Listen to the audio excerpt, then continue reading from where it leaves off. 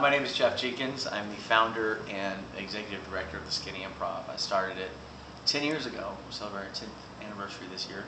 And we do live improvisational comedy. That's what we started. That's our flagship performance. We do about 500 shows a year, either here in this building or all over the country.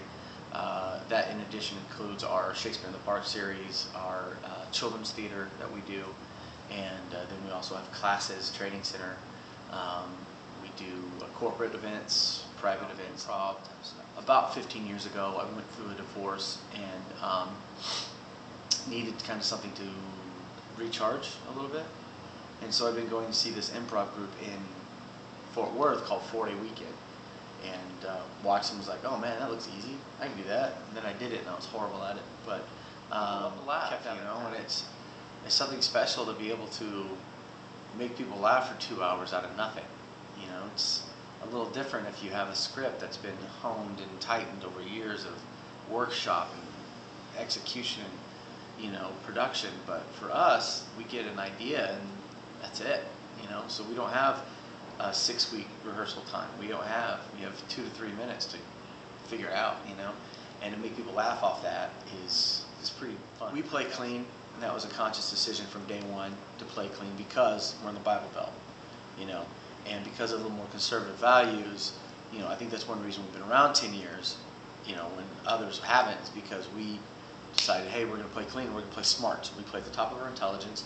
It doesn't mean we're doing yuck country jokes, you know, but we try to be, you know, up on current events, like elections. They like to come in, they bring their family, they bring their kids. It's a safe environment. The family can laugh together, you know. We've had people, I can't remember his name, but he started coming when he was 13, 14, you know, and he got engaged here. You know, not at 13, 14, that's weird, but, you know, he every year for his birthday he came. And then when he went to college, he started bringing people back. And then he got engaged, you know, on our stage because that was a big part of his life. So I think it does help people feel better, and it brings that. I do comedy for a living, you know, and most comedians are kind of more depressing and dark. You know, you get them away from the stage and they're totally different. And I'm the same way. When I'm away from the stage, I'm completely quiet and shy and I don't talk much. But I love to laugh and I love comedy. I love, you know, that sense of being able to just laugh at life, you know. So it has been a big part of my life because it basically, you know, saved me from who I was. You know, I went through this horrible, tragic thing and found improv comedy and found myself, found a new version of me, you know. And so that's something that's been a big part of what I've been the last I was a huge John Ritter fan growing up. You know, Three's Company, slapstick, falling over the couch. My parents used to get so mad at me because I'd always practice. I've fallen over stuff, running into doors, you know, all the time. You know, golly, I like Bill Murray is one of my favorite. You know, Steve Martin, Chevy, all those guys at SNL, late '70s group. You know, so what makes me? I like smart humor.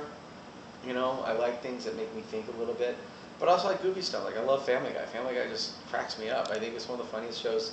You know, I think he's just got a great way of looking at it, and the writers are really strong. Simpsons, you know, I watched The Simpsons, never really gotten into it. I don't watch a lot of like stand-up. You know, for some reason I just don't. There's a couple I do, like Patton Oswalt and Eddie Izzard and a couple other guys. But you know, as far as what makes me laugh is just funny. If it's funny, it's funny. You know. If somebody commits to it, you know, and they can tell the story and make a point and make me laugh at myself, and that's funny. Just watch them. They're funny. I mean, they're just so funny to watch. You watch somebody like, you know, just the everyday little things. Like, okay, I was getting ready yesterday. I was leaving. I have another job too. I was leaving my other job, put my jacket on, and I couldn't find the jacket hole. You know, the armhole. You know, and I mean, you just think about those little things like that, and you just crack me up. People make me laugh. This everyday stupid things that we do as humans is how do you top a car? Tap on the brake, tubid.